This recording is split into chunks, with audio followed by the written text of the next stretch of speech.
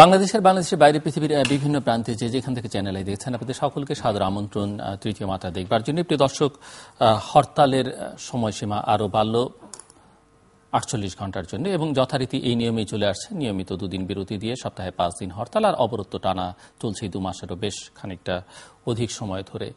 এবং এর ফলাফল পরিণতি প্রতিদিনই আমরা আলোচনা করি, পুনরাবৃত্তি করবার দরকার নেই। শেষ কবে হবে সেটি নিয়ে মানুষের মধ্যে সংশয় শঙ্কা রয়েছে এবং এক ধরনের অনিশ্চয়তা রয়েছে। এরকম পরিস্থিতিতে কথা বলবার জন্য আমার আজকের অতিথি আমার বায়ে বসা আছেন বাংলাদেশ আওয়ামী লীগ কেন্দ্রীয় কার্যনির্বাহী কমিটির উপকমিটির সহ সম্পাদক ডক্টর মোহাম্মদ আজম খান। আমার ডানে রয়েছেন বাংলাদেশ জাতীয়তাবাদী দল বিএনপি দলীয় সাবেক সংসদ সদস্য অ্যাডভোকেট সৈয়দা আসিফা আশরাফি পাপিয়া। স্বাগত আপনার দুজনকে স্টুডিওতে। ডক্টর মোহাম্মদ আজম খান, আপনাকে দিয়ে শুরু করি যে এই অবস্থার শেষ কবে হবে? ধন্যবাদ জিল্লু ভাই। বিশেষ করে এই যে অনিশ্চয়তা, মানুষের জীবনের যে নিরাপত্তাহীনতা, স্কুল ঠিক মতো চলছে না, অর্থনীতি হুমকির মুখে, বিপর্যস্ত, হুমকির মুখে বললে ভুল বলা হবে, বিপর্যস্ত। ধন্যবাদ জিল্লু ভাই। এই স্বাধীনতার এই মাসে 1000 বছরের শ্রেষ্ঠ বাঙালি বঙ্গবন্ধু শেখ মুজিবুর রহমান 4 নেতা সহ এই 25শে মার্চের কালো রাত্রে নিহত এবং অদ্যাবধি স্বাধীনতার জন্য এবং গণতন্ত্রের জন্য যারা জীবন দিয়েছে তাদের প্রতি গভীর শ্রদ্ধা রেখে আমি শুরু করছি। জিল্লু ভাই, আপনি একটা কথা বলেছেন যেটা শেষ হবে কবে, এবং শিক্ষা সহকারে অন্য যেই জিনিসগুলো যে আজকে বিপর্যয়ের মুখে পড়েছে সেটা আমি স্বীকার করে নিচ্ছি। কারণ মানুষ তার স্বাভাবিক জীবন যাপন করতে চাচ্ছে, কিন্তু একটা আতঙ্ক, আমি যে ঘর থেকে বের হব, ঘর থেকে বের হয়ে যে পেট্রোল বোমায় নিহত হব কিনা বা ঝলসে যাব কিনা, এই আতঙ্কের মধ্যেও বাঙালি জাতি তাদের সমস্ত কর্মকাণ্ড এবং জীবনযাত্রা সবই স্বাভাবিক করে আনতেছে আস্তে আস্তে। এবং আপনি যেটা বলেছেন, শিক্ষা ব্যবস্থা যে বিপর্যস্ত অবস্থায় দাঁড়িয়েছে, আমাদের বিএনপি দলীয় নেত্রী সেই কথাটা কিভাবে ভাবছেন আমি ঠিক জানি না। আমি ওনাকে অনুরোধ করব যে অন্তত এই কোমলপ্রাণ শিশুদের শিক্ষা ব্যবস্থার কথা চিন্তা করেও উনি এই ফ্যাশনেবল হরতাল এবং ফ্যাশনেবল এই অবরোধ এটাকে বন্ধ করে একটা স্পেস তৈরি করুক, যে গণতন্ত্রের জন্য, নির্বাচনের জন্য যে একটা স্থায়ী সমাধান, সেই স্থায়ী সমাধানের জন্য প্রত্যেক বছরই যখন নাকি নির্বাচনের সময় আসে আমরা দেখতে পাচ্ছি যে সেই মানে একটার পর একটা নির্বাচনের আগে এই স্থায়ী সমাধান আপনি কিভাবে করবেন? স্থায়ী সমাধান করতে হলে তো ডায়ালগ করতে হবে, সবাই মিলে। আমি এটাই আসছি যে আমার সংলাপ কোথায় হবে, সেখানে তো আপনার দলের বা সরকারের একেবারেই উৎসাহ নেই। উৎসাহ নেই তো পেট্রোল বোমা মেরে সংলাপে বসতে হবে, সেটা তো উৎসাহের ব্যাপার না। জননেত্রী শেখ হাসিনা বরাবরই বলে আসছেন যে আমি একটা অবাধ এবং নিরপেক্ষ নির্বাচন দিতে সর্বদাই রাজি আছি।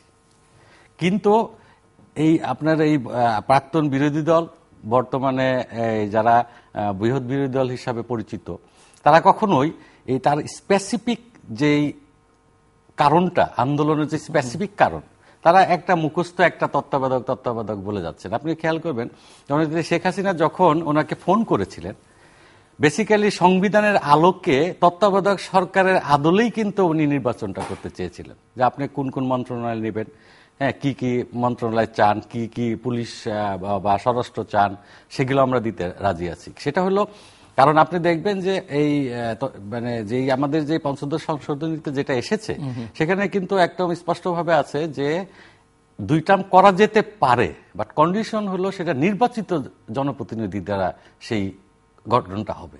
এবং জননেত্রী শেখ হাসিনা কিন্তু সেইভাবেই করতে চেয়েছিল, কিন্তু বেগম খালেদা সেটা সাড়া দেননি।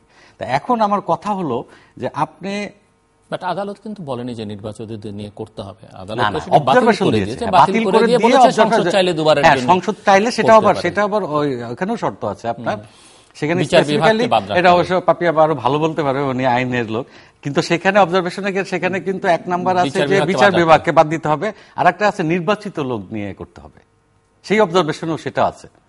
সো এখন আমাদের কি করতে হবে, ডায়ালগ কোথায় হবে, যে আমার নির্বাচন সুষ্ঠু, ইনক্লুসিভ এবং নিরপেক্ষভাবে কিভাবে হয়, সেই ব্যাপারে আমরা ডায়ালগ করবে। আমরা কি করলে নির্বাচনটাকে সুষ্ঠু এবং গ্রহণযোগ্য এবং কারো কাছে প্রশ্নবিদ্ধ নয় সেই নির্বাচন করতে পারি। সেই নির্বাচন করা নিয়ে আলোচনা করতে তো আমাদের কোনো আপত্তি নেই। এবং জননেত্রী শেখ হাসিনা নির্বাচন সংক্রান্ত জনগণের, এদেশের আপামর মানুষের ভোট এবং ভাতের অধিকার ফিরিয়ে দেওয়ার জন্য উনি এই দীর্ঘ সময় আন্দোলন করে আসছেন। সেই ভোট এবং ভাতের অধিকারের ক্ষেত্রে আলোচনা করতে ওনার কোনো আপত্তি নেই। কিন্তু পেট্রোল বোমার কাছে সারেন্ডার করে সারা পৃথিবীর ইতিহাসে কোথাও নাই সন্ত্রাসের কাছে সারেন্ডার করে এই আলোচনায় বসতে হবে। আগে সন্ত্রাসী বন্ধ করতে হবে, তারপরে স্পেসিফিক আলোচনার সূত্র ধরে আলোচনা করতে। আমাদের মেইন উদ্দেশ্য হলো আলোচনা করব হলো আমরা নির্বাচনকে কেন্দ্র করে এবং গণতন্ত্রকে কেন্দ্র করে। আসবো আপনার কাছে। সৈয়দ আসিফ আশরাফি পাপিয়া, একটু বলবেন যে এই অবরোধ হরতাল নিষ্ফলা বলা যেতে পারে, কারণ এর কোনো কার্যকারিতা এখন আছে বলে কেউ মনে করছে না, যেটি ডক্টর আজম খান আলোচনার শুরুতেই বললেন যে মানুষ আসলে এখন নিজের মতো চলতে শুরু করেছে, সব কাজকর্ম স্বাভাবিক হয়ে এসছে, তো কেন এই হরতাল অবরোধ চালিয়ে নেওয়া? আচ্ছা, আমার কথা হচ্ছে হরতাল ব্যর্থ হয়ে গেছে, আপনাদের কথা মতো কার্যকর হচ্ছে না। তাহলে হরতাল নিয়ে প্রতিদিন এই রেডিও, টেলিভিশন, টক শো আর মন্ত্রী মিনিস্টাররা যে বক্তব্য বিবৃতি দিচ্ছে, হরতালের প্রসঙ্গ টানার দরকারটা কি? সামাজিক জীবনে যদি স্বস্তি ফিরে আসে, বাংলাদেশের সমস্যা যদি কোনো রাজনৈতিক সমস্যা না হয়ে থাকে, ভোট আর ভাতের অধিকার যদি প্রতিষ্ঠিত হয়ে থাকে এবং 2019 সালের নির্বাচন শেখ হাসিনা ওয়াজেদের নেতৃত্বে যদি এইভাবেই হয়ে থাকে 5ই জানুয়ারির মতো, এগুলো যদি বাংলাদেশের 15 কোটি মানুষ মেনেই নেয় আর আমরা যা করছি যদি কোনো কিছু কার্যকারিতাই না থাকে, তাহলে আপনাদের প্রত্যেকদিন এগুলো আলোচনার বিষয়বস্তুতে হচ্ছে কেন? এটা প্রথম প্রশ্ন আমার। দ্বিতীয় প্রশ্ন হচ্ছে যে 5ই জানুয়ারির জনসভা করাকে কেন্দ্র করে ঘটনা, এখন আপনি বলেন যে 5ই জানুয়ারির ঘটনা করতে যে ডিসেম্বর মাস থেকে এ যাবৎকাল বিএনপির কোথাও কোনো সন্ত্রাসী কর্মকাণ্ড করার মতো হুঙ্কার কি টেনে ফেলবো, নাবিয়ে ফেলবো, ছিঁড়ে ফেলবো, দেখে নেব, বিএনপি বেগম খালেদা জিয়া সহ নেতৃত্বস্থানীয় কোনো ব্যক্তিবর্গের মুখ থেকে এরকম কোনো কথা কিন্তু আপনারা পাননি। আপনারা বেগম খালেদা জিয়া হাজিরা দিতে গেলেন মাদ্রাসা মাঠে, সেখানে আমিও ছিলাম, বাইরে 2টা ব্যারিকেড, তারপরে সাধারণ মানুষ দাঁড়িয়েছে। টেলিভিশনে সবাই দেখেছেন যে কিভাবে 8-10টা ছেলে হকি স্টিক, পিস্তল নিয়ে এসে 8-10 হাজার লোকের উপর চড়াও হয়ে টোটাল পরিবেশটা তারা নষ্ট করে দিল। দেওয়ার পরে কি হলো? ছবি বিশ্বাসের গাড়িটাকে নির্মম নিষ্ঠুরভাবে পুড়ে গেল। দুঃখজনক হলো তো সত্য যে ছবি বিশ্বাসের গাড়ি পোড়ানোর মামলায় যারা আসামি হলো তারা অনেকেই বিচারকের সামনে এজলাসে উপস্থিত, অনেকে এলাকাতেই আসেনি। এক। দ্বিতীয়ত, ছাত্রলীগের সভাপতি নাজমুল ব্যাংকক থেকে কিভাবে বলল যে বিএনপিকে কুত্তা পিটামু। 4 তারিখে জানুয়ারির মায়া সাহেব বক্তৃতা দিলেন যে লুঙ্গি পরে হ্যাডম দেখাবো 5 তারিখে ঢাকাবাসীকে। আমার কথা হচ্ছে আমরা জনসভা করতে চেয়েছি পল্টনে, আওয়ামী লীগ করতে চেয়েছে আর এক জায়গায়। আওয়ামী লীগ যে জায়গায় করতে চেয়েছে আমরা সে জায়গায় করতে চাইনি। তারপরে পারমিশন আমাদেরটা বসে দুই পক্ষের সাথে যে ঠিক আছে আওয়ামী লীগের মতো করবে, আপনারা পল্টনে করবেন, লিখিত দেন যে কেউ কাউকে উস্কানিমূলক কোনো ঢেলাঢেলি করবেন না, কি গন্ডগোল হবে, দুজনের ভিতরে অসহিংস কোনো অবস্থা সৃষ্টি হবে, করবে না। পুলিশ কমিশনার, আইজি সাহেব ডেকে আন্ডারটেকেন নিয়ে 2 জায়গায় 2জন জনসভা করবে, সমস্যা কি ছিল? আপনারা জনসভা করতে দিবেন না তাও ঠিক আছে, 4 তারিখে ওনাকে আটকে দিলেন। রাজনীতির একটা ধারাবাহিকতা থাকে, একটা প্রক্রিয়া থাকে। আটকে দিলেন 4 তারিখে, আটকে দিলেন 5 তারিখে মারলেন মরিচের গুঁড়া। এখন মরিচের গুঁড়া মেরে আটকে রেখে বেরোতে না দিয়ে যদি বলেন যে বিএনপির মুরাদ নাই, বিএনপির ক্ষমতা নাই, বিএনপি অক্ষম, বিএনপি লুলো ল্যাংড়ার দল, এগুলো বলা কি শোভনীয় নাকি? এখনো তো বলছি যে আওয়ামী লীগ পুলিশ প্রশাসন তুলে নেবে, বিএনপিকে কোনো বাধা দেবে না, 2 দল আন্ডারটেকেন দেবে। পুলিশ প্রশাসন আমাদের আটকে নিচ্ছে, যেটা আমাদের সামনে যে ব্যারিকেডটা দিচ্ছে, বেরোতে দিচ্ছে না, বিধিনিষেধটা 2 পক্ষের নেতৃত্বস্থানীয় লোকেরা কমিটমেন্ট করবে যে আমরা ওদেরকে ঢিল মারবো না, আমাদেরকে ওরা ঢিল মারবে না। বিএনপি এমন তো না যে বাংলাদেশে কখনো কোনোদিন জনসভা করেনি, ক্ষমতার বাইরে থেকেও তো জনসভা করেছি। এই 2008-এ যখন আওয়ামী লীগ ক্ষমতায় ছিল আমরা কি জনসভা করিনি? পল্টনে করেছি, মুক্তাঙ্গনে করেছি, তারপরে সোহরাওয়ার্দী উদ্যানে করেছি। কোন জনসভাটাতে আমাদের কোথায় বিশৃঙ্খলা হয়েছে ভাই? কিন্তু আমি প্রথম থেকে একটা জিনিস লক্ষ্য করে দেখছি যে ঢাকার ব্যাপারে, ঢাকার জেলা এবং ঢাকা বিভাগে জনসভা করার ব্যাপারে একটি উদাহরণ বলা হয়, যেমন ধরেন যে চিটাগংয়ে 5ই জানুয়ারিতে আপনারা সমাবেশ করতে দেওয়া হয়েছিল, ঢাকায় দেওয়া হয়নি, চিটাগংয়ে, সেখানে বিশৃঙ্খলা হয়েছে। চিটাগাঙ্গে কোথায় বিশৃঙ্খলা হলো, কার সাথে? মারামারি আওয়ামী লীগের সাথে হয়েছে, ভাঙচুর হয়েছে, পুলিশের সঙ্গে হয়েছে, পুলিশের সাথে তো আওয়ামী লীগের ওবায়দুল কাদের কয়েকদিন আগে মিটিং করতে গেছে, সাংবাদিকদের মারপিট করেও তো হয়েছে। এগুলো তো একবারে পরিকল্পনা করে সমরাস্ত্রে সজ্জিত হয়ে মারামারি করার প্রস্তুতি নিয়ে ঘোষণা দিয়ে, এরকম মারামারি তো আওয়ামী লীগ বিএনপির সাথে হয়নি কোনো জনসভাতে। কিন্তু তো যেখানে হয়নি, অতীতের রেকর্ড নেই, তারপর আমার মনে হয় যে শেখ হাসিনা তার দল নিয়ন্ত্রণ করবে, বেগম খালেদা জিয়া তার দল নিয়ন্ত্রণ করবে। তার দলের প্রতিনিধিরা যখন প্রশাসনের কাছে কমিটমেন্ট করবে যে আমরা কোনো বিশৃঙ্খলা করবো না, তারাও করবে না। এখানে কেন বিশৃঙ্খলা হবে? সামান্য দলের দায়িত্ব দুজনকে নিতে হবে, দুজনকে সামান্য দলের দায়িত্ব নিতে পারবে না, এটা সরকার কিভাবে আশা করে যে গন্ডগোল হবে, হুজ্জুতি হবে? আচ্ছা, আমাদের তো কোনো প্রস্তুতি ছিল না, আমরা আন্দোলন করবো, কি হরতাল করবো, কি অবরোধ করবো, জনসভা করবো। জনসভা করতে দিতেন, মিটে যেত, কি হতো? জনসভা করলে কিছুই হতো না। আপনারা তো ভাই ক্ষমতা আছেন, যেভাবে আপনারা কি একটি প্রশ্ন এটা একটু শেষ করে নিতে যে আপনারা কি এর মধ্যে 5ই জানুয়ারির পরে আর কোনো সমাবেশ করবার জন্য অনুমতি চেয়েছেন? আর কিভাবে সমাবেশ করার জন্য অনুমতি যাব? এই 21শে ফেব্রুয়ারি আগের দিন পর্যন্ত তো বেগম খালেদা অবরুদ্ধ, আটকে রেখেছে পুলিশ, ঢুকতে দেয় না, বেরোতে দেয় না। জনসভার পারমিশন কিভাবে করব? সিচুয়েশন তো পাল্টে গেল, তাই না? আর 21শে ফেব্রুয়ারি রাত্রে পুলিশ প্রহরা হঠাৎ করে তুলে নিল যে সে চলে গেলে। তারপরে দেখেন এখনো বেগম জিয়াকে স্পেস কোথায় দিয়েছে সরকার? গুলশান অফিস থেকে বেগম জিয়া বাসা পর্যন্ত যেতে পারবে, আর আদালত থেকে বাসা। গুলশান অফিস থেকে বেগম খালেদা জিয়া বের হয়ে গেলে আবার যে ফেরত আসবে কোনো প্রকার নিশ্চয়তা নাই। আমার গুলশান অফিসে যেতে হবে নট নেসেসারি, কিন্তু আমি একটা রাজনৈতিক সংগঠন, আমার পল্টন অফিস খোলা থাকবে, আমার বঙ্গবন্ধু এভিনিউ আওয়ামী লীগ অফিস যদি খোলা থাকতে পারে, 32 নম্বর ধানমন্ডি যদি খোলা থাকতে পারে, তাহলে হোয়াই নট পল্টন অফিস? কেন গুলশান অফিস করা থাকবে না? আমি যদি নিজে ইচ্ছা করে বন্ধ করে দিই সেটা হচ্ছে ভিন্ন বিষয়, কিন্তু সরকার এভাবে দিনের পর দিন কি তালা লাগিয়ে রাখতে পারে? আর আমাদেরকে এত তুচ্ছতা ছিল, আপনি নিজে দেখেছেন যে পল্টনের মিটিং কে কেন্দ্র করে কিভাবে অফিস আদালত পল্টনের ভিতরে ঢুকে ভাঙচুর করে 154 জনকে পর্যন্ত অ্যারেস্ট করেছে। 2008 সালে নির্বাচনের পর বেগম জিয়া নির্বাচনে জানতো যে 30টা বেশি সিট তাকে দেওয়া হবে না, ওই 100% 120% ভোট কাস্ট হবে। গণতন্ত্রের প্রতি শ্রদ্ধাশীল এবং দুই দলের যে দূরত্বগুলি আছে, জেল খাটার পরে 111-এর সাফারিং এর পর একটা সহনশীল জায়গায় যাওয়ার ঐকান্তিক প্রচেষ্টা এবং আন্তরিকতার প্রত্যাশা কিন্তু তার ছিল। কিন্তু ক্ষমতা, তোমাকে তো মেনে নিলাম আমি যে তুমি নিরঙ্কুশ সংখ্যাগরিষ্ঠতা পেয়েছো, ধন্যবাদও দিলাম, পার্লামেন্টও গেলাম, সবকিছু গেলাম, কিন্তু তারপরে যে বৈরী কথাবার্তা, বৈরী আচরণ, একটার পর একটা লাগামহীন টর্চার, একটা মানুষের জীবনে, একটা সংগঠনের জীবনে, একটা নেতাকর্মীদের জীবনে, ঘাতক মানুষের জীবনে সহ্যের তো একটা সীমা আছে ভাই। এখন বলতে পারেন যে আমি, তোফায়েল সাহেব দুঃখ করে বলে যে আমি এয়ারপোর্ট থেকে নামলাম, আমাকে কুষ্টিয়াতে নিয়ে চলে যাওয়া হলো। সাবের হোসেন চৌধুরী বলে আমাকে কাপ পিরিসের মামলা দেয়া হলো। কত কষ্ট, কত না দুঃখে ওনারা ছিলেন, এখনো সেই দুঃখের কথাগুলি বলেন। আজকে আমি ওনাদের প্রতি সম্মান রেখে বলতে চাই যে আজকে ফখরুল ইসলাম আলমগীরের আপনি একটা মামলার জ্বালা বলতে পারেন না। ফখরুল ইসলাম আলমগীরের 88টা মামলা এইবারই দেওয়া হয়েছে, আর আগের তো 166টা আছেই। আজকে স্ট্যান্ডিং কমিটির মেম্বারদের, তারপরে ধরেন পিরিস চুরি করার মামলা দিচ্ছে সাবের হোসেন চৌধুরী, বিত্তমান লোক, বড় ব্যবসায়ী, মান সম্মান অসম্মানজনক। আবার এই সরকারি ধরেন ভ্যানিটি ব্যাগ চুরি, মোবাইল চুরি মামলা এই এহসানুল হক মিলনের নামেও দিচ্ছে। কিন্তু আমার কথা হচ্ছে সংলাপ তো করতেই হবে, আর শর্ত দিয়ে কখনো সংলাপ সরকারও করতে পারবে না, শর্ত দিয়ে সংলাপ আমরা করতে পারবো না। আপনি বলছেন দেশের মানুষ ভাত ও ভোটের অধিকার, আজকে এই আন্দোলন বেগম জিয়ার নয়, এই আন্দোলন বিএনপির নয়। ভোটের অধিকার বাংলাদেশের 15 কোটি মানুষ আছে কিনা, থাকবে কিনা, এই সমস্যাটা তো 15 কোটি মানুষের।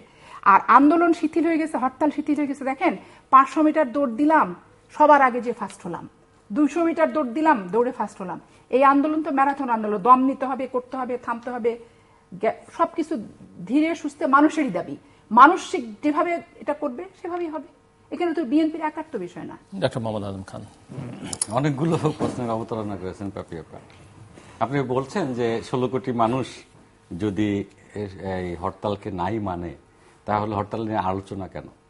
আপনাকে দেখতে হবে যে হরতাল রাজনৈতিক অধিকার, হরতাল হচ্ছে না, না, হরতাল প্রতিটা দলের রাজনৈতিক অধিকার।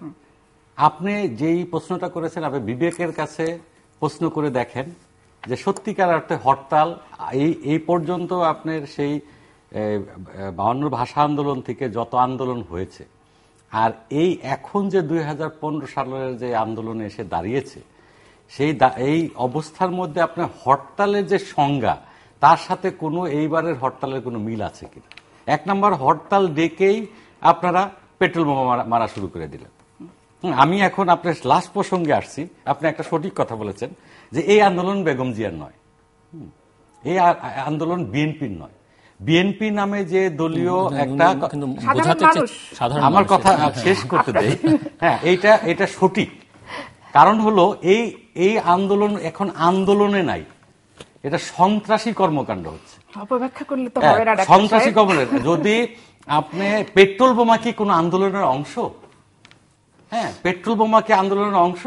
হ্যাঁ, আগে আপনার আন্দোলন যখন হয়েছে তখন দুই পক্ষ বিএনপি এবং আওয়ামী লীগের মধ্যে মারামারি হয়েছে। আপনারা এখন বেছে নিয়েছেন একদম মানে এদেশের নারী শিশু থেকে শুরু করে গর্ভবতী নারী পর্যন্ত দগ্ধ হয়ে মারা যাচ্ছে।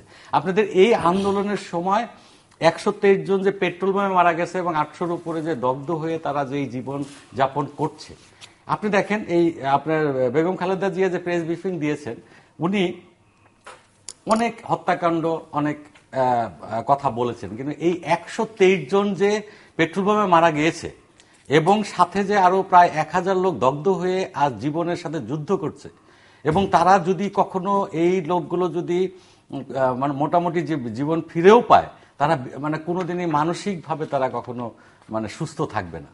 তো এই তাদের ব্যাপারে উনি একটিবারও ওনার এই 41 মিনিটের বক্তব্য এটির কথা বলেছেন, পাশাপাশি পঙ্গু হসপিটালের দিকে তাকাতে বলেছেন। না, আমি বলবো, আর আপনার এই কথা আমি মানবো। আপনি যদি একই পেট্রোল বোমা আর যেটা আপনি বলতেছেন ক্রস ফায়ার বা পঙ্গু হাসপাতালে একভাবে এক পাল্লায় মাপলে হবে না।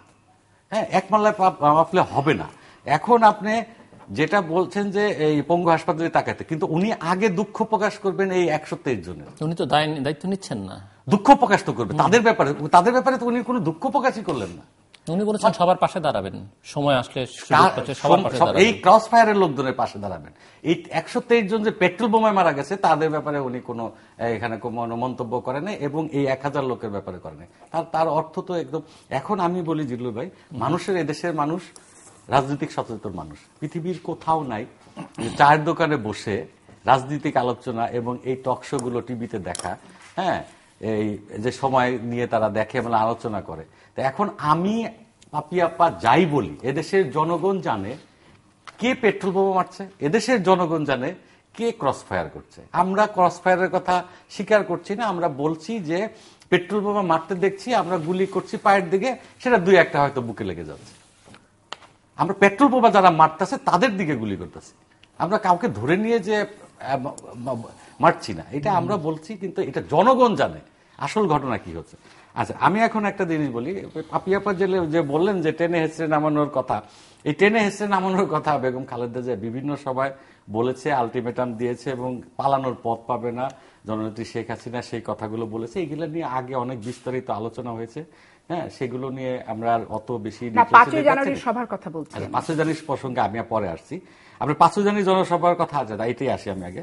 5 জানুয়ারি জনসভার কথা বলেছেন। আপনাদেরকে যদি আপনারা রাজনৈতিক সচেতন হন এবং গণতন্ত্রের প্রতি শ্রদ্ধাশীল হন, রাজনীতির প্রতি শ্রদ্ধাশীল হন, তাহলে আপনাকে দেখতে হবে এই 5 জানুয়ারি যেই জনসভা আওয়ামী লীগ আপনাদের বিএনপির চাইতে আরো কমপক্ষে 20 দিন আগে ডিক্লারেশন দিয়েছে।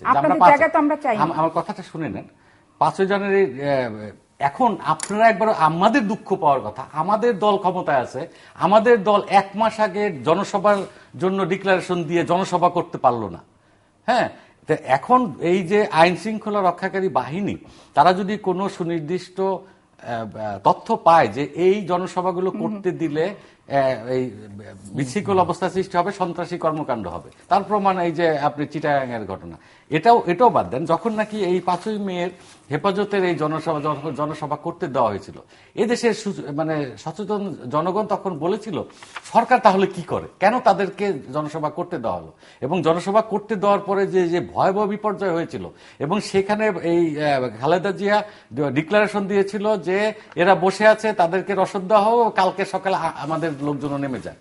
তো আমরা যে 5 জানুয়ারি ওনাদের যে এই জনসভার সাথে অন্য দুর্বিসংগতি ছিল না, তার কিভাবে আপনি বলতে পারেন? সেটা আমি একটা নমুনা দেখাই, যে আপনার একটা জনসভা করতে দেওয়া হয় না, একটা জনসভা করতে না দেওয়া। আপনার এরকম ঘটনা আছে যে একটা জনসভা তো দূরের কথা, জনসভার পারমিশন দিয়েছে আওয়ামী লীগকে, জনসভার পারমিশন দেওয়ার পর আগের দিন সন্ধ্যার সময় আপনার ক্যান্সেল করে দেওয়া হয়েছে। আমি এইগুলোর মধ্যে এই সরাসরির মধ্যে যাচ্ছি না।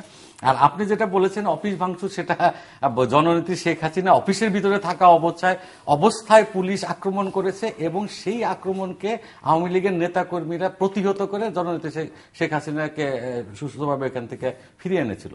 এখন আপনি যেটা বলছেন ওনাকে ঘর থেকে বের হতে দেওয়া, আমি বিনয়ের সাথে পাপিয়া আপাকে বলতে চাই, উনি 2 বার ঘর থেকে বেরিয়েছেন। উনি বের হয়ে রাজনীতি করতে হলে এবং আপনার যদি আন্দোলন করতে হয় তাহলে আমার আন্দোলনের ভূমিকা রাখতে হবে। তাই উনি এর মাঝখানে একবার মানে সাংবাদিক সম্মেলন করেছে বের হওয়ার কথা বলে, তারপর প্রেস ব্রিফিং করলো আরেকটা। এর মাধ্যমে উনি একবার তো বের হওয়ার চেষ্টা করেন নাই। আপনারা যে সংশয় করছেন যে তাকে একবার বের হলে তাকে ঢুকতে দেওয়া হবে না, তাহলে এটার মধ্যে তো একটা আমি দেখছি, মানে এই সন্দিহান একটা ব্যাপার দেখছি। ওনার ওইখানে কি আছে, ওনার ওই অফিসের মধ্যে কি আছে, একবার বের হলে ওইখান থেকে ঢুকতে না পারলে আন্দোলন বন্ধ হয়ে যাবে। সেটিও তো আপনারা আদালতের নির্দেশ সত্ত্বেও তল্লাশিও করছেন না, গ্রেপ্তারও করছেন না, সেটিও তো একটা রহস্যময়। সর্বোচ্চ গণতন্ত্রের স্বার্থে আমরা সর্বোচ্চ সহনশীলতা দেখাচ্ছি। হ্যাঁ, আচ্ছা, আমি আর একটা বলছি যে এই বৈরী আচরণের কথা বলেছেন, যে আমরা এই 2008 সাল থেকে আপনাদের প্রতি বৈরী আচরণ, এইগুলো আমরা লম্বা অনেক বক্তব্য দিতে পারি পাপিয়াপা। 2001 সাল থেকে 2006 সাল পর্যন্ত আওয়ামী লীগের 26,000 নেতাকর্মীকে হত্যা করা হয়েছে। এর মধ্যে অনেক বড় বড় নেতা আছে যারা নিহত হয়েছে। এবং একটা পর্যায়ে যে 2004 সালে 21 আগস্ট জননেত্রী শেখ হাসিনাকে হত্যা করার চেষ্টা করা হয়েছে হাওয়া ভবনের মাধ্যমে চক্রান্ত করে, কিন্তু আল্লাহর অশেষ রহমতে আমাদের জননেত্রী শেখ হাসিনা বেঁচে গেছেন। কিন্তু সেখানে তো 19 জন, আইবির রহমান সহ 19 জন মারা গিয়েছেন। কিন্তু এইরকম কর্মকাণ্ড আমরা করিনি। আর একটা কথা বলি এখানে, আমি একটা শেষ করে নেই, এটা বলি, ওনারা বলছেন আমরা বৈরী আচরণ করছি। আপনি যদি ক্যাটাগরি করে হিসাব করেন যে 90-র পর থেকে যে ক্ষমতায় থাকার যে ব্যাপারটা, অলমোস্ট বিএনপি এবং আওয়ামী লীগ সমান সমান সময়ে ক্ষমতায় আছে। এখন বিএনপি শুধু 1 বছর ক্ষমতা নেয়, বিএনপি 1 বছরের মধ্যে পাগল হয়ে গেছে ক্ষমতায় যাওয়ার জন্য। অথচ এই আওয়ামী লীগ 21 বছর ক্ষমতায় ছিল না। 21 বছরের মধ্যে বঙ্গবন্ধুর ছবি একবার কোনো টিভিতে দেখানো হয় নাই, কোনো পত্রিকায় বের হতে দেয় নাই বিশেষ বিবৃতি। আমরা 21 বছর অপেক্ষা করার পরে ক্ষমতা এসেছি, আর বিএনপি 1 বছর ক্ষমতা। আবার এই হিসাবে আমরা 21 বছর ছিলাম না। উনি জবাব দেবেন। আমি যে প্রশ্নটা করতে চেয়েছিলাম, এটিও তো সত্য যে 2009 যখন মহাজোট সরকার শপথ নেয়, সেই শপথ অনুষ্ঠানে কিন্তু বিএনপি গিয়েছিল এবং তারা সহযোগিতা করবে বলে বেগম জিয়াও বক্তৃতায় বলেছেন। এইটাই হলো আমাদের গণতন্ত্র। একটা নির্বাচন হবে, সবাই আবার 5 বছরের জন্য ক্ষমতা চালাবে। যদি ঠিক মতো না চালায় 5 বছর পরে জনগণ ম্যান্ডেট দিবে। হ্যাঁ, তো এখন আপনি পাপিয়াপা, আপনার যেমন আমি বলি, আপনাকে তো টকশোর যে হিসাবে আপনার কি মানে বিমান বিদ্বেষী গোলা হিসাবে কাউন্ট করা হয় টকশো। এইখানে আপনি মনে করেন টকশোতে এসে আপনি দেখেন আপনি টকশো করতে পারছেন, আপনি আওয়ামী লীগের বিরুদ্ধে বিভিন্ন কথা বলছেন, আপনারা যে আমাদেরকে কোথাও কিছু করতে দিচ্ছে না, আপনারা প্রতিনিয়ত টকশো করছেন। আপনার কাছে অনুরোধ থাকবে, আপনার এই বিমান বিদ্বেষী যে গোলা সেটা আপনি রাজপথে যে ছাড়েন, তাহলে কিন্তু আন্দোলন সফল হবে। এরকম ঘরে বসে কর্মসূচি দিয়ে পেট্রোল বোমা মারার মানে ব্যবস্থা করে দেওয়া, এইটা কিন্তু কোনো গণতন্ত্রের জন্য শুভ। আচ্ছা, এখন আমি অনেক কথা আপনি বলে ফেলেছেন। আপনাদের সাথে কথা বলতে গেলে সমস্যা হয় কি, আপনিও তরুণ আমিও তরুণ, আমিও ছাত্র রাজনীতি করছি, আপনার সম্পর্কে আমি জানি না করেছেন। এই জন্য আমাদের এই বুড়া মাংধাত্তা আমলের এই সমস্ত মানে ছাত্র রাজনীতি বলতে আপনার চাইতে আমি মনে করি যে আমার বয়সে আমি আরো বেশি, আমি 35 ইয়ার্স যাবতে আমি একবার 81 সাল আমার যখন হলো ক্লাস 9-এ আমি পড়ি, তখন থেকে আমি করছি।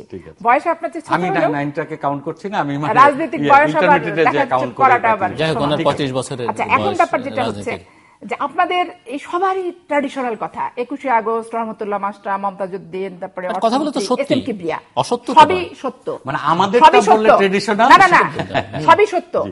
এসএম কিবরিয়ার মতো মানুষের প্রতি বিএনপির কি বৈরী আচরণ থাকবে যে তাকে হত্যা করতে হবে? আমাদের প্রথম প্রশ্ন। মমতাজউদ্দিন মাস্টারকে কে হত্যা করছে? আমার নিজের বাবার বাসার এলাকার, এবং মৃত্যুর 4 দিন আগে আমার বাবার বাসায় ভাত খেয়ে সে আসছে। তো কে তাকে হত্যা করেছে ওই মমতাজ ভাইয়ের বউ ওনাকে জিজ্ঞেস করলে বলে দিতে পারবে। কিন্তু মামলাটা হলো কি পলিটিক্যাল। হত্যা করলো এক পক্ষ, মামলা করলো পলিটিক্যাল, এবং তার পরিবারের ভিতরে হত্যাকারী। তারপর আপনার রহমতুল্লাহ মাস্টার সাহেব যে মারা গেলেন, খুব ভালো করে খোঁজ নিয়ে দেখেন। আহসানুল্লাহ মাস্টার এই জুট ব্যবসাকে কেন্দ্র করে মঞ্চে জনসভার ভিতরে হাতাহাতি করে ধাক্কাধাক্কি প্রত্যক্ষদর্শী, একবারে শুনেন পলিটিক্সের ভিতরে সবকিছু চাপায় না। সেটা হলে তাহলে ওখানে এসপি কে উইথড্র করা হলো কেন, এবং ওই যে সাক্ষী ছিল তাকে মেরে ফেলা হলো কেন? সাক্ষীকে কে মেরে ফেললো? এখন বলবেন যে বিএনপি মেরে ফেলছে। হ্যাঁ, গভর্নমেন্ট এখন আমাদের নামে বিভিন্ন কমপ্লেইন আমরা ক্রস ফায়ার করছি, তখন সেটা সাক্ষীকে মেরে ফেলছে। এখন আমাকে বলতে দেন, বিএনপির সময় 21 আগস্ট হয়েছে, দায় বিএনপির।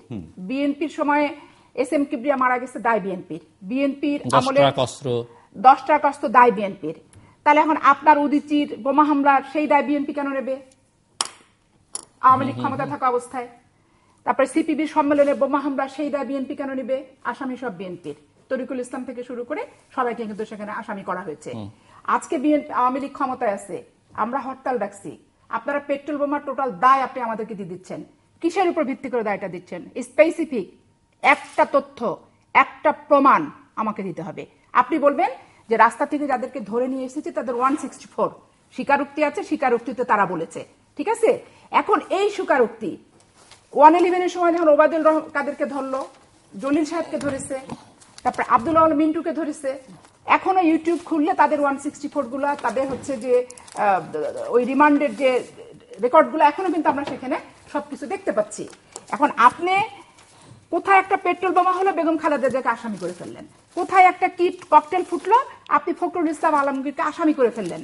এখন ফখরুল ইসলাম আলমগীর যে সেটাতে জড়িত, তথ্য প্রমাণটা কি? এর আগে একটা মামলায় আমি কোর্টে ছিলাম, ফখরুল ইসলাম আলমগীরের জামিন দিচ্ছিল হাইকোর্ট, তখন অ্যাটর্নি জেনারেল সাহেব বললেন যে আমি ক্যাসেট দেব, ক্যাসেট শোনাবো, শোনানোর পরে আপনি জামিনটা দেন। 3 দিন সময় দিল অ্যাটর্নি জেনারেল সাহেবকে যে আপনি রেকর্ডিংটা নিয়ে আসেন। অ্যাটর্নি জেনারেল সাহেব রেকর্ডিং 3 দিন, 7 দিন, 21 দিনও পারেননি, তখন ওনাকে হচ্ছে জামিন দিয়েছে মহামান্য হাইকোর্ট। এখন পেট্রোল বোমা আমরা যেহেতু হরতাল ডেকেছি, পেট্রোল বোমার দায় হয়ে গেল আমাদের, আপনারা আমাদের কাছে চাপাই দিচ্ছেন, কিন্তু কোনো তথ্য নাই, কোনো প্রমাণ নাই, কোনো কিছু নাই। আমি যদি বলি পেট্রোল বোমা আপনারা মারছেন, এটা আপনি কি উত্তর দিবেন? কেন মারছেন? সন্ত্রাসী সংগঠন হিসেবে বিএনপিকে ট্রিট করার জন্য, সংলাপে না যাওয়ার একটি পাকাপোক্ত স্থায়ী বন্দোবস্ত করার জন্য, এবং ভোটারবিহীন 5 জানুয়ারির নির্বাচনকে বৈধ করার জন্য, ক্ষমতা আঁকড়ে ধরে থাকার জন্য সুপরিকল্পিতভাবে চমৎকারভাবে পেট্রোল বোমা মেরে বিএনপিকে দোষারোপ করে সংলাপ থেকে দূরে চলে যাচ্ছেন, আর ভোটারবিহীন নির্বাচনকে পাকাপোক্ত করছেন। আর বক্তব্য বিবৃতির কথা যদি আপনি বলেন, 5 তারিখে বক্তব্য দিয়েছে 16টি পয়েন্টে ছাত্রলীগ আওয়ামী লীগ জনসভা করবে। 5 জানুয়ারির যে জনসভা, ওনাদের বেশ কয়েকজন মন্ত্রী বলেছে 16টি পয়েন্টে জনসভা করবে আওয়ামী লীগ, ছাত্রলীগ যুবলীগ পাহারাদার হিসেবে 16 পয়েন্টে রেডি থাকবে। কিসের জন্য রেডি থাকবে? বিএনপিকে তোমরা জনসভা করতেই তো দিচ্ছ না, তাহলে পুলিশও রেডি, ছাত্রলীগও রেডি, যুবলীগও রেডি, স্বেচ্ছাসেবক লীগও রেডি। এগুলো কি সন্ত্রাসী অ্যাক্টিভিটি না? মন্ত্রী রাঙা সাহেব বলে যে এলাকাতে পেট্রোল বোমা ফুটবে, জোট নেতাদের বাড়িতে আগুন দিয়ে দাও। একটা মন্ত্রী, এটা দায়িত্বশীলতার বক্তব্য হলো ভাই? অর্থমন্ত্রী বেগম খালেদা জিয়াকে বলছে স্টুপিড। তো বেগম খালেদা জিয়া সারা বছর বক্তব্য বিবৃতি বিশ্লেষণ করে দেখেন কয়টা বক্তব্য দেয় আর কয়টা অশালীন, কয়টা আপনাদের গায়ে মাখার মতো। আর আপনারা বেগম খালেদা জিয়া জন্মবৃত্তান্ত, শাড়ি, কাপড় চোপড়, রং, চুল থেকে, ভুরু থেকে, লিপস্টিক থেকে, গায়ের রং থেকে, এভরিথিং আপনাদের প্রথম থেকে শেষ পর্যন্ত, পার্লামেন্ট থেকে শুরু করে বাহিরে একই রকম বক্তব্য আপনারা প্রত্যেকে দিচ্ছেন। পার্লামেন্টে যে আমরা নেই বর্তমানে, আমরা বিরোধী দলও নই, কিন্তু বক্তব্য কিন্তু বিএনপিকে কেন্দ্র করে হচ্ছে। বিএনপিকে লক্ষ্য করে দেখেন পার্লামেন্টে প্রতিদিন বেগম খালেদা জিয়ার মা মাসি আমাদের গোষ্ঠী উদ্ধার করে বক্তব্য দিচ্ছেন। এখন আপনি সুষ্ঠু নিরপেক্ষ নির্বাচনের জন্য সংলাপ করতে চান বলছেন, তো আপনি সুষ্ঠু নিরপেক্ষ নির্বাচন নিয়ে তার সাথে সংলাপ করবেন। বিএনপির ভোট, আওয়ামী লীগের ভোট বাংলাদেশের সর্বাধিক ভোট। আওয়ামী লীগ বিএনপির সাথে সংলাপ না হয়, জাতীয় পার্টির সাথে যদি সংলাপ হয়, জাসদের ইনুর সাথে যদি সংলাপ হয়, রাশেদ খান মেননের কমিউনিস্ট পার্টি যদি সংলাপ হয়, এই সংলাপ কি কার্যকর হবে? কার্যকর তো হবে না। আপনারা নিজেই বললেন কয়েকদিন আগে যে 20 দলের সাথে জামাত আর বিএনপি ছাড়া তেমন কোনো সংগঠন নেই। তা আওয়ামী লীগের 14 দলের সাথে যারা আছে, তার ভিতরে কেউ জাতীয় পার্টি আর আওয়ামী লীগ ছাড়া জাসদ ইনু টিনু যেগুলো আছে, এনারা জীবনে কোথাও কোনোদিন কোনো নির্বাচনে জিতেছেন? কোনো রেজাল্ট আছে? নাই। এখন স্বাভাবিক কারণে যতগুলি কথা আপনি আমাদেরকে দোষারোপ করলেন যে আপনারা আমাদেরকে মন্ত্রণালয় দিতে চেয়েছিলেন, দিয়ে নির্বাচনে আনতে চেয়েছিলেন। আমরা মন্ত্রণালয় কিচ্ছু চাই না। আমরা স্রেফ চাই একটি নিরপেক্ষ নির্বাচন করতে হবে, সকল দল অংশগ্রহণ করতে হবে, এবং বিতর্কবিহীন নির্বাচন করে যে ক্ষমতায় আসবে সেই হচ্ছে ক্ষমতাতে যাবে। এটা হচ্ছে আমাদের বাস্তব এবং এখন পর্যন্ত আমাদের বিষয়। আপনি বললেন বেগম খালেদা জিয়া পেট্রোল বোমাকে সহনশীলতা দেখায়নি। বেগম খালেদা জিয়া শুধু না, সালাউদ্দিন সমবেদনা দেখায়নি, সহনশীলতা একই বিষয়। শুধু বেগম খালেদা জিয়া না, সালাউদ্দিন সাহেবের প্রত্যেকটা স্টেটমেন্ট যদি আপনি এখনো অনলাইনে পাবেন, প্রত্যেকটাতে পেট্রোল বোমা সম্পর্কে লেখা আছে। হ্যাঁ, আমরা যেটা করেছি পেট্রোল বোমা সম্পর্কেও সহনশীলতা দগ্ধদের প্রতিও দেখেছি, ক্রস ফায়ারের প্রতিও দেখেছি, আবার লাশগুলো যেখানে পতিত অবস্থা পাওয়া গেছে মর্গে সেগুলো সম্পর্কেও দেখেছি। কিন্তু আপনারা শুধুমাত্র বার্ন ইউনিটটাকে একটা স্পেশালি ক্ষেত্র হিসেবে নিয়ে নিয়েছেন, একটা সিডি হাতে দিয়ে কেরি সাহেবের কাছে পাঠিয়ে দিয়েছেন আপনাদের ফরেন মিনিস্টারকে, যেই ফরেন মিনিস্টারের সেন্টারে 105টা সেন্টারে ভোটই হয়নি, উনি যে বাংলাদেশে ইজ্জত থাকলো না বেইজ্জত হলো সেটা বড় কথা না, বিএনপিকে জঙ্গিবাদের মদতদাতা বলে উল্লেখ করে যদি বাজেয়াপ্ত করা যায়। জামাতের প্রসঙ্গ, জামাতের সাথে আমাদের সম্পর্ক তো বৈধ সম্পর্ক, ইলিগাল সম্পর্ক না। কারণ আপনার রাষ্ট্রের আইন দ্বারা জামাতের রাজনীতি এখন আপনারা নিষিদ্ধ করেননি। যদি নিষিদ্ধ না করে থাকেন তাহলে আমার সাথে নির্বাচনে জোট বাঁধতে অসুবিধাটা কি? আজকে আপনি জামাতের সাথে নিষিদ্ধ করে দেন জামাতের রাজনীতি, পার্লামেন্টে আইন পাশ করে, তারপরে যদি আমি সম্পর্ক রাখি তখন আপনি আমাকে বলেন যে আমি ইললিগাল রিলেশনশিপ রাখতেছি রাষ্ট্রের আইন দ্বারা যেখানে তাদেরকে নিষিদ্ধ ঘোষিত হয়েছে। তো আপনি তো নিষিদ্ধ করেননি, অতএব রাজনৈতিক জোট আমার থাকতেই পারে। আর যে কোনো লাশ নিয়ে একটা সার্বজনীন আচরণ থাকতে হবে। আমি বেছে বেছে কাঁদবো, বেছে বেছে দুঃখ প্রকাশ করব, বেছে বেছে বলবো, এটা হয় না। মরার কোনো জাত নাই, লাশের তেমন কোনো ধর্ম নাই। ক্রস ফায়ারেও যে মরে গেছে সেও লাশ, মায়ের বুক খালি হয়েছে। আপনার গুলিবিদ্ধ অবস্থায় পতিত লাশ যেটা পাওয়া যায় সেটাও লাশ, মর্গে পরিচয়বিহীন যেটা পাওয়া যাচ্ছে সেটাও লাশ, পেট্রোল বোমায় দগ্ধ মানুষ যে কাতরাচ্ছে লাশ হচ্ছে সেটাও কিন্তু লাশ, সেটাও কষ্ট পাচ্ছে। এই জন্য সবগুলোকে রাষ্ট্রের প্রধানের দায়িত্ব, সবগুলোকে যখন আপনি দেখবেন সবগুলোকে একসাথে দেখে সমবেদনা জ্ঞাপন করবেন, সেটা হচ্ছে সার্বজনীন, ক্ষেত্র বিশেষে নয়। একটি প্রশ্ন, আপনি বলছেন যে বিতর্কবিহীন নির্বাচন করতে হবে। কেউ যদি জোর করে বিতর্ক তৈরি করে, সেটি বিএনপি হোক আর আওয়ামী লীগ হোক, সেটি আপনি কিভাবে, সেটি আপনি আমলে কেউ নেয় না। যেমন ধরেন আপনার 91 সালের নির্বাচন সব ঠিকঠাক করে তারপর সূক্ষ্ম কারচুপি হয়েছে, বলছে বলার কাম বলছে, মিটে গেছে। এটা নিয়ে কিন্তু ব্যাপক হারে কোনো আলাপ আলোচনা কেউ কোনো কিন্তু করেনি, ঠিক আছে? সামান্য অভিযোগকে ভালো বললো করলো, এটা নিয়ে কোনো ব্যাপার না। আমরা ধরেন যে 2008-এ 35টা সিট পেয়েছি, আমরা বলেছি তথ্য আকারে যে অমুক সেন্টারে 96 তো আপনারা বলেছেন 100%-এর উপরে ভোট কাস্ট হয়েছে, মরা মানুষও ভোট দিচ্ছে, বিদেশে থাকার লোকও ভোট দিচ্ছে। আমার চাঁপাইনবাবগঞ্জের একটা সেন্টারে ব্যালট পেপার পুড়ে গেছে ভোট ছাপ্পাসিল মারতে মারতে 2008-এর নির্বাচনে। ভাই, এগুলো তথ্য ভিত্তিকভাবে প্রেস কনফারেন্সের মাধ্যমে দলীয় ফোরামে আমরা উপস্থাপন করেছি। কিন্তু এখনই চলে যাও তোমাকে মানি না, এরকম কোন পরিবেশের আওয়ামী লীগও বিএনপির বেলায় বলেনি, বিএনপিও কিন্তু আওয়ামী লীগ সেরকম কিছু বোঝা গেছে। আসবো আপনার কাছে, ডাক্তার আজম খান। অনেকগুলো কথাই বললেন। যাই হোক, আমি অত বড় রাজনীতিবিদ না, একজন রাজনৈতিক কর্মী। আপনাকে অনেক দূর উদাহরণে যাচ্ছি না, আমার নিজেকে দিয়ে একটা উদাহরণ দিচ্ছি। 2006 সালে 28 অক্টোবর যখন বিএনপি ক্ষমতাতে যায়, সেই দিন আমি কি এই বঙ্গবন্ধু মেডিকেল বিশ্ববিদ্যালয়ের সামনে শাহবাগে ডাক্তারদের পিটানো হয়েছিল পুলিশ দ্বারা, এবং সেই পিটানোর মেইন টার্গেট ছিলাম আমি। আমার পা ভেঙে যায়, পা ভেঙে যাওয়ার পরে আমি ছিলেন, তখন আপনি কি ছিলেন, কোন দায়িত্বে? আমি স্বাধীনতা চিকিৎসক পরিষদ ডেন্টাল ইউনিটের সভাপতি, এখনো আছি, আগেও ছিলাম সচিবের। তো ওইখানে আমাকে পুলিশে মানে ভয়ানক অত্যাচার করে যখন হসপিটালে পাঠায় এবং পা ভেঙে যায়, আমি ট্রমা সেন্টারে ভর্তি। পরের দিন সকালে আমার নামে 6টা মামলা। হ্যাঁ, এবং কি সব মামলা সেগুলো আমি আর সময় নষ্ট করতে চাচ্ছি না। হ্যাঁ, এবং এই পা ভাঙা নিয়ে আমাকে ক্র্যাশ দিয়ে, এবং ইন্টারেস্টিং ব্যাপার, ক্যাশ দিয়ে আমি জামিন নিতে গিয়েছি পরের সপ্তাহে, এবং যখন জামিন নিয়ে ফেরত এসেছি তখন আমি পল্টনের জনসভায়, যখন আমি ক্র্যাশ পা ভাঙা নিয়ে ওখানে গিয়েছি, সবাই হাততালি দিয়ে আমাকে উঠিয়ে দিয়েছে, আমি বক্তব্য রেখেছি। হ্যাঁ, এর আন্দোলন আপনারা দেখেন, আপনারা অত্যাচারের ব্যাপার বলেন। হ্যাঁ, আমি রাজনৈতিক আন্দোলনে রাজনৈতিকভাবে অত্যাচারিত হবে, হ্যাঁ, সেটা মানে এই চিরাচরিত ভাবে চলে আসতেছে আমাদের দেশের রাজনীতি। আমাদের এখান থেকে উত্তরণ দরকার। তো এখন আপনি দেখেন, এই যে এই জনতার মঞ্চ নিয়ে অনেক কথা বলেন, একদিন এরকম ঘটনা ঘটেছে, এই জনতার মঞ্চ 6 বার ভেঙে দেওয়া হয়েছে এবং আমাদেরকে পুলিশ পিটিয়ে মানে বিতাড়িত করে দিয়েছে। আবার আমরা 6 বার আমরা মঞ্চ আবার তৈরি করেছি, আবার কিছুক্ষণ পরে যে দলবল নিয়ে যে আবার মঞ্চ ভেঙেছে, আবার করেছে, আবার ভেঙে দিয়েছে। তো এখন আন্দোলন করতে হবে রাজপথে।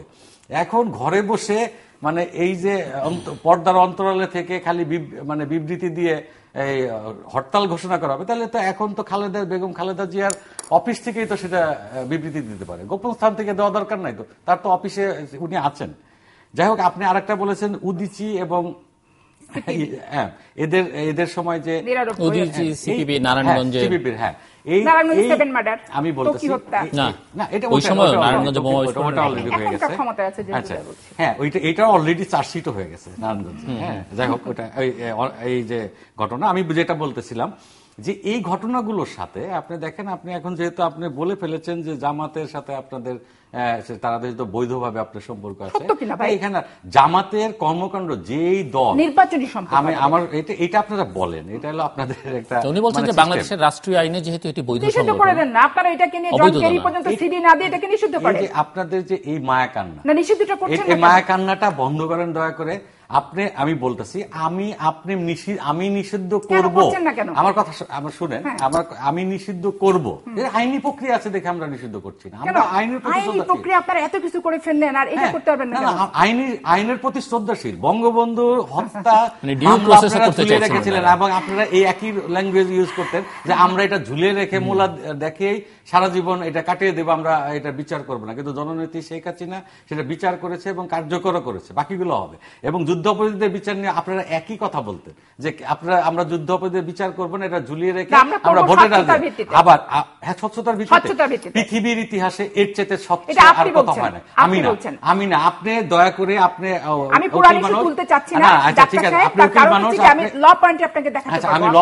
আমি দয়া করে বলছি যে পৃথিবীর ইতিহাসে যুদ্ধ অপরাধীদের বিচার এর চাইতে কি 10% স্বচ্ছতার সাথেও কোথাও বিচার হয় না। হ্যাঁ, কোথাও লয়ারই নিয়োগ করতে পারে না। ওইটা লম্বা বিতর্ক, কারণ এটি এখনকার বাস্তবতার ওই অর্থে। আমি আপনাকে কিন্তু বলেছি, আপনি যে পেট্রোল বোমার কথা বলছেন যে আমরা মারছি, আপনি বলছেন একটা প্রমাণ, আমার কাছে অনেকগুলো প্রমাণ আছে। আপনাকে আপনি বলছেন একটা প্রমাণ দেখাইতে, আমি একটা প্রমাণ দেখাই, একদম পেট্রোল বোমা মারতেছে। হ্যাঁ, আরো আছে অনেক, আমার কাছেও আছে। তাহলে আমি আজকে চাই না এই প্রমাণগুলো দেখাইতে, আমি শুধু চেয়েছিলাম। এবং ওই যে আপনি আরেকটা কথা বলেছেন, এটা এখন আপনার 95% কে ধরা পড়ছে আর 5% নিয়ে আপনার মাথা খারাপ হয়ে গেছে, তাহলে তো হবে না। 5% আর 95% এই পর্যন্ত ধরা পড়েছে, আপনি ধরা পড়েছে, আপনি তাকে মামলা দেন না, আপনি আমাকে দিচ্ছেন কেন? ও আচ্ছা, আমি তার সাথে জড়িত বলেছে এটাকে, ওকে কে পাঠিয়েছে? আপনি পাঠিয়েছেন, আমি পাঠিয়েছি, আইডেন্টিফাই করবেন কিভাবে? আচ্ছা, আপনি আপনার ঘরের গৃহকর্ত্রী, হ্যাঁ, আপনার ঘরের গৃহকর্ত্রী, আপনার দারোয়ানকে আপনার ভাই এসে মেরে ফেলেছে। আমার কথা শুনে নেন, আপনি তো না, আমার কথাটা বলেন, আপনার ভাই এসে মেরে ফেলেছে, তো আপনার নামে মামলা হবে না, আপনার শুধু ভাইয়ের নামে মামলা হবে, এটাকে আপনার আইনে বলে?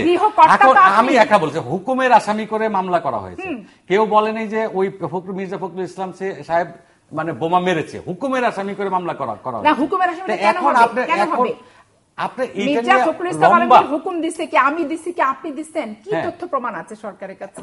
এটা তো মিডিয়াতে ওনারা আগের দিন গাড়ি চলবে না, কিছু হরতাল করবে না, আর তার আগের দিন রাত্রেবেলা পেট্রোল বোমা কর্মসূচি দিয়ে মানে ভীতি সৃষ্টি করা, এই রাজনীতি। হরতাল তো গাড়ি চলবে না বলতে হবে, চলবে না, কিন্তু মেরে দিচ্ছে, এটা হুকুমের আসামি করে করা হয়েছে।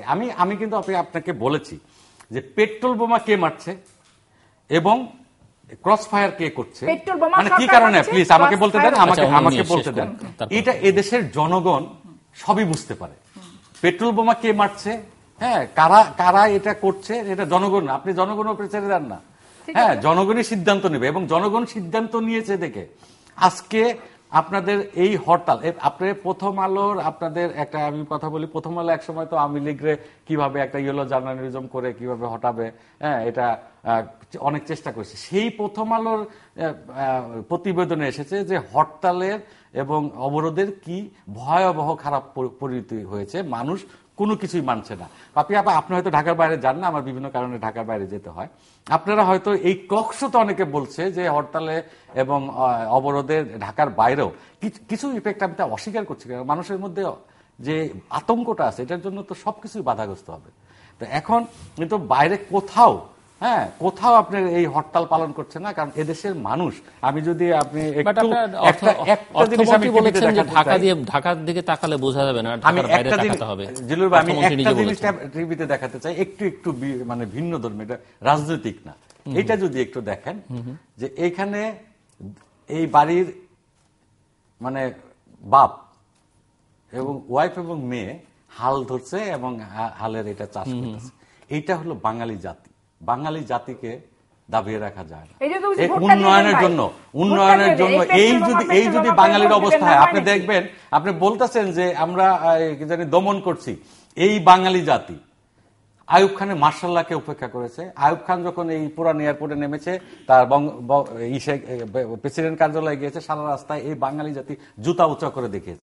হ্যাঁ, 69-এ গণ অভ্যুত্থান দেখেছেন আপনি, আরো এই যে রাজনৈতিক আমাদের যে বলতে আন্দোলনের যে বিভিন্ন ধারাবাহিকতা, এখন আপনারা ভিন্ন মাত্রা নিয়ে এসেছেন। মানে রাজনীতি আন্দোলন মানে আপনারা পেট্রোল বোমা মারবেন, হ্যাঁ বোমা মারবেন মানুষ, নিরীহ মানুষকে। ভাই আপনি আমি রাজনৈতিক কর্মী, আমার উপরে পেট্রোল বোমা মারবেন, হ্যাঁ সেটা প্লিজ আপনি এটা শেষ করে নেই।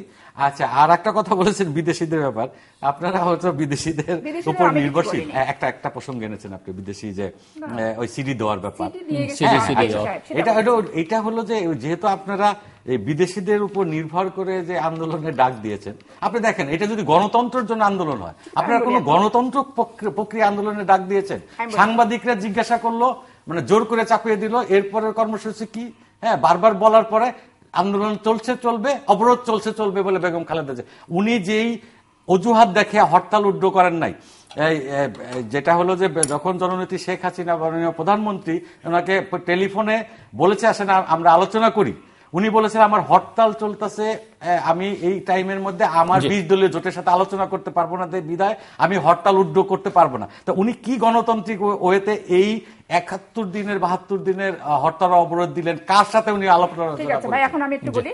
আচ্ছা, আপনি যেটা বলেছেন জনতার মঞ্চ বানিয়েছে 6 বার ভেঙেছে একদিনে না, বানাতে তো দিয়েছে পুলিশ, হ্যাঁ বানাতে তো দিয়েছিল জনতার মঞ্চ, 6 বারই বানাতে দিয়েছে এবং আপনারা রাস্তায় থেকেছেন, বের হতে দিয়েছে। এখন আমাদের আপনারা বের হতে দিচ্ছেন না, আমাদেরকে বের হতে দিচ্ছেন না, বের না হলে আপনি টিভিতে কিভাবে এইভাবে কথা বলছেন? না, আমাকে বের হতে দিচ্ছেন না, আমাকে বানাতে দিচ্ছেন না, বেরোনোর চেষ্টা করছেন না, জনসভা করতেও দেননি আপনারা, বেরোনোর চেষ্টা করছেন না, আপনারা নিজেরা অন্তরালে থেকে রাজনীতি করছেন।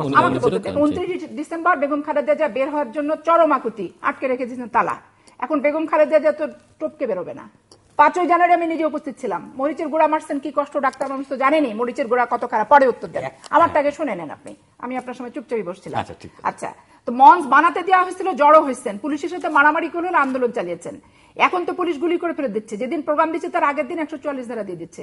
এবং আপনারা করতেছেন কি, সমস্ত সারা বাংলাদেশে বাস ট্রাক বন্ধ করে দিচ্ছেন, লেন্স মানে স্টিমার থেকে ট্রেন থেকে সবকিছু বন্ধ করে, হোটেল থেকে শুরু করে ভাড়া বাড়ি দেওয়া বন্ধ, মেস ছাত্রাবাস তল্লাশি চালাচ্ছেন কোনোভাবেই। প্রথম থেকে 2008 থেকে দেখেন জিল্লুর ভাই, আপনি সাংবাদিক মানুষ, একই রকম অ্যাডামেন্ট অ্যাটিটিউড যে ঢাকাতে বিএনপিকে জনসভা তারা করতে দেবে না, কোনো জনসভা শান্তিপূর্ণভাবে করতেও দেয়নি। হয় তারা অবরোধ দেখেছে, অবরোধ তৈরি করেছে, তারপর আমরা জনসভা কিন্তু শান্তিপূর্ণভাবে করেছি। আচ্ছা, এখন জনতার মঞ্চ আপনারা বানিয়েছেন, ভেঙেছেন, গুঁড়া করেছেন, আবার করেছেন, সবই করেছেন, করতে দেওয়া হয়েছে, এখন আমাদেরকে কিছুই করতে দিচ্ছেন না। তারপর আপনি যেটা বললেন যে প্রথম আলো বাংলাদেশের ডেইলি স্টার কিছু পত্রিকা আছে যারা আমি ব্যক্তিগত হয়ে মনে করি যে তারা যে কোনো দল যখন ক্ষমতায় থাকে কিছু কিছু নিরপেক্ষ তথ্য তারা ছাপে।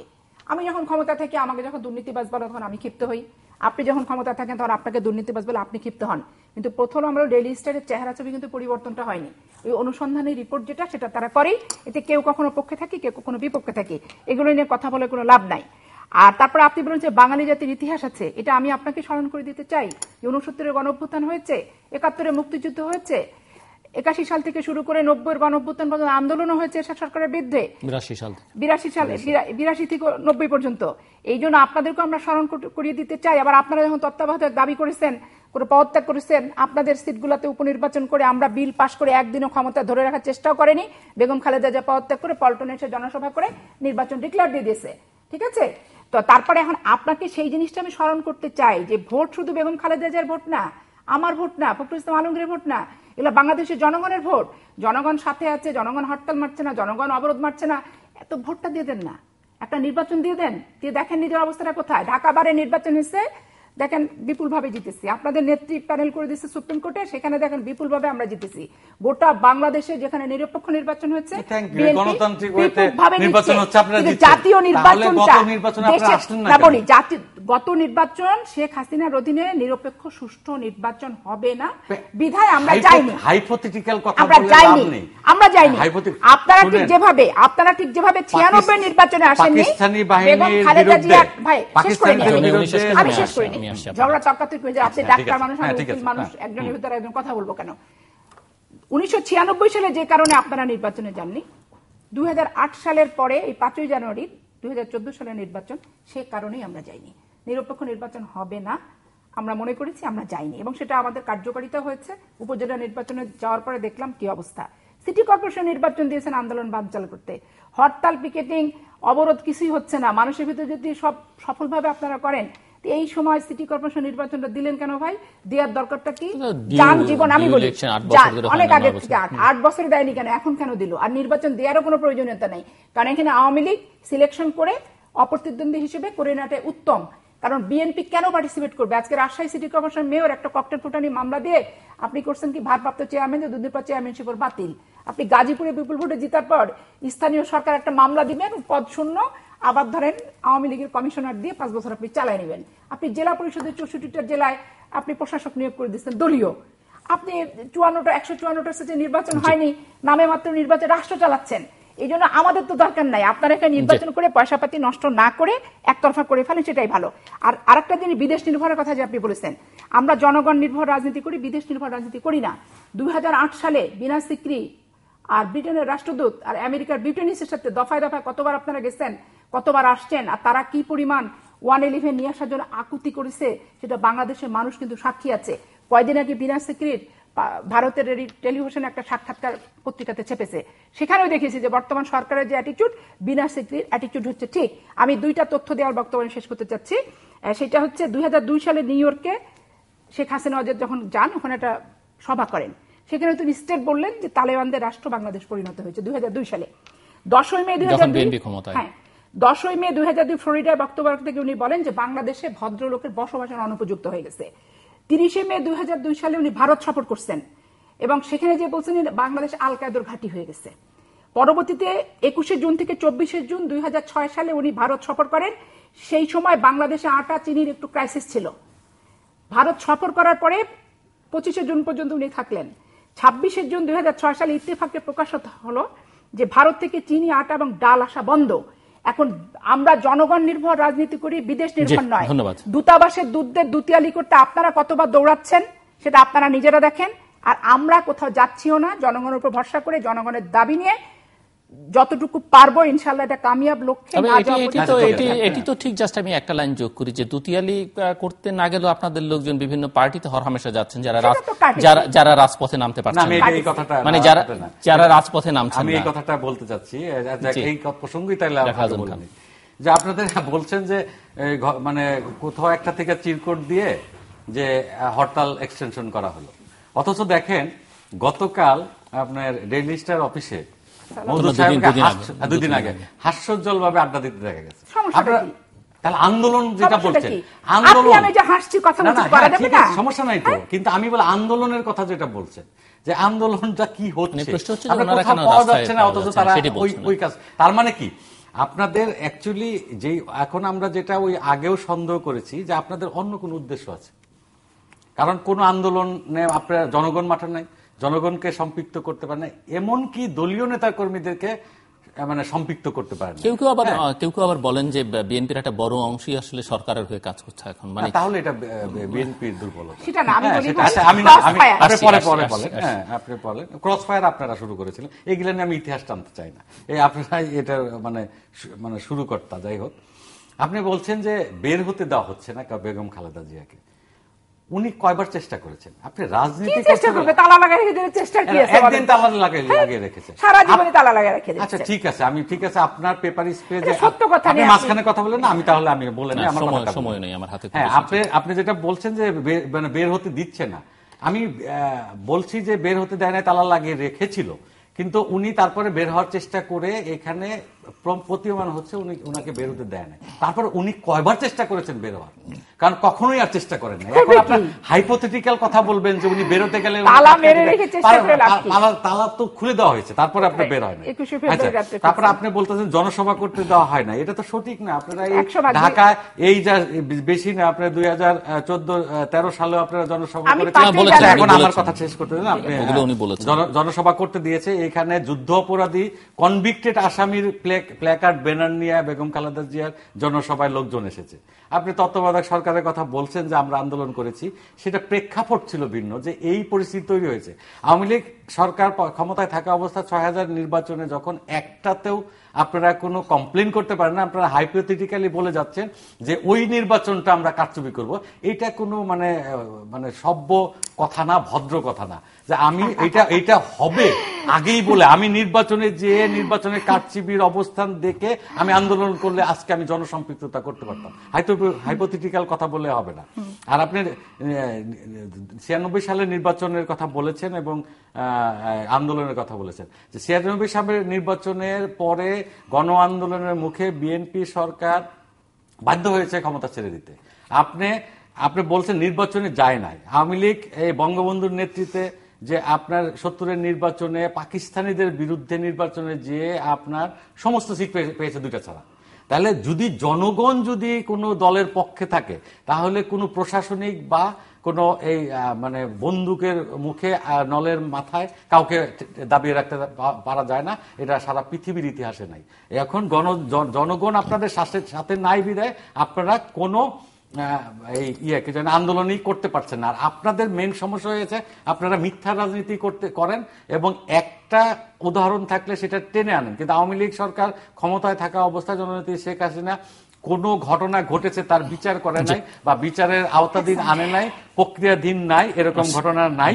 আর আরেকটা জিনিস একটু ১ মিনিট শেষ করেছি, আপনি তালেবানের কথা বলেছেন, জননেত্রী শেখ হাসিনা সঠিক কথা বলেছিলেন, কারণ ৫০০ জায়গায় একসাথে আপনার বোমা বিস্ফোরণ হয়েছে, ২১ আগস্ট গ্রেনেড হামলা হয়েছে সারা দেশে। ২০০২ সালে কথা হয়নি, ২০০৪ সালে আমি না 2002 এর বক্তব্য বললাম। হ্যাঁ 2004 সালে এইটা উত্থান হয়েছে, 10 মে 2002 এবং তার প্রমাণ তো ৫ জানুয়ারি 2004 সালে সেটা প্রমাণ হয়েছে। তালেবান কায়দায় যে এখানে অ্যাটাক হয়েছে, হ্যাঁ বাংলা ভাই হয়েছে, আপনারা তো মিডিয়ার সংসদে বলেছেন।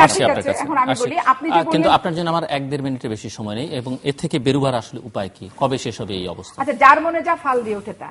ভাই বললেন যে নির্বাচনে যেতে হবে, করতে হবে, তারপরে বুঝতে হবে যে করাপশন হলো কি হলো না। তখন তো আপনি বলবেন হেরে যাওয়ার কারণে বলছেন করাপশন। আমি তো আগে থেকে বুঝতে পারছি যে একটা অসম নির্বাচন হবে এবং ক্ষমতা প্রয়োগ করে নির্বাচনটা হবে, তো আমি আগে থেকে সাবধান হবো না? আমি যদি সেই নিরাপত্তা নিরপেক্ষতা না পাই, আমি সেই নির্বাচনে যাবো কেন? আর আওয়ামী লীগের অধীনে বাংলাদেশে কোনোদিন সুষ্ঠু নির্বাচন হয়নি। 1973 সালের নির্বাচনে হেলিকপ্টারে করে ব্যালট পেপার নিয়ে এসে আপনারা খন্দকার মোস্তাককে বিজয়ী ঘোষণা করেছেন।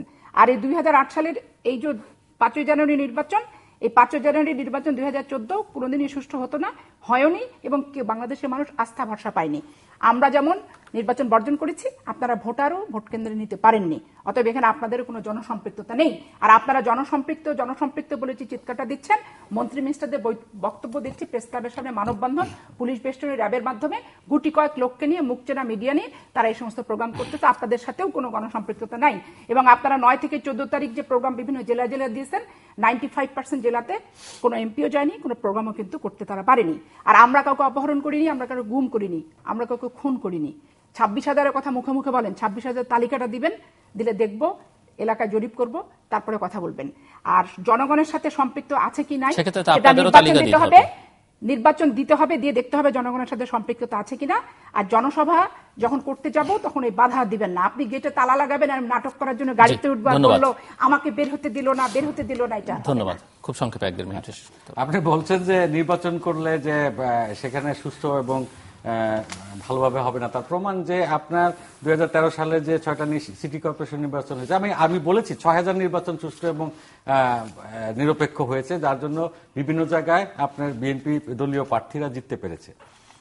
আপনি বলছেন যে এখন নির্বাচনে গেলে এই আওয়ামী লীগ কারচুপি করবে। এখন আপনি একটা জিনিস দেখবেন, মিডিয়া এবং এই সারা বিশ্বের যে অবজারভেশন গুলো আছে এত শক্তিশালী, এই কারচুপি করে কেউ পার পেতে পারবে না। এখন আর সেই সময়টা নেই। এখন গ্লোবাল রাজনীতিটাও গ্লোবালাইজেশন হয়ে গেছে, কারণ একা ইচ্ছা করলে যা ইচ্ছা তাই আর করা সম্ভব নয়।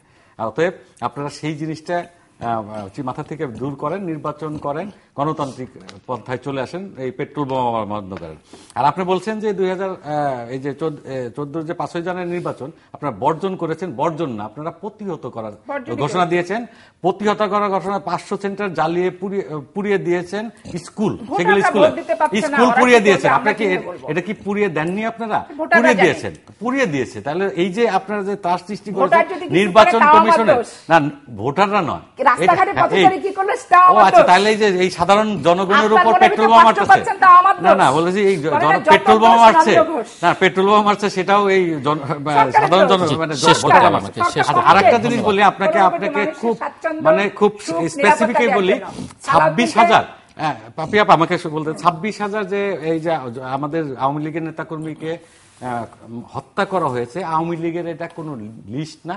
আওয়ামী লীগ আমারটা শুনে নেন, আপনি দয়া করে একটা বই কালেক্ট করেন, এই আপনি মার্কেটে মার্কেট ট্যাব বই কালেক্ট 3টা বই আছে এটার জন্য, এই 3টা বইয়ের শুধু পত্রিকার কাটিং গুলো এক একটা পাতায় 3টা-4টা পাতা। দর্শক, আমরা অনুষ্ঠানের শেষ প্রান্তে তৃতীয় মাত্রা সম্পর্কে আপনারা লিখতে পারেন ডাক, ইমেল, SMS এর মাধ্যমে, ইন্টারনেট, আমাদের অফিসিয়াল ওয়েবসাইট অথবা সোশ্যাল নেটওয়ার্কে যেসব পেজ রয়েছে সেসব পেজে আপনারা আপনাদের মতামত রাখতে পারেন।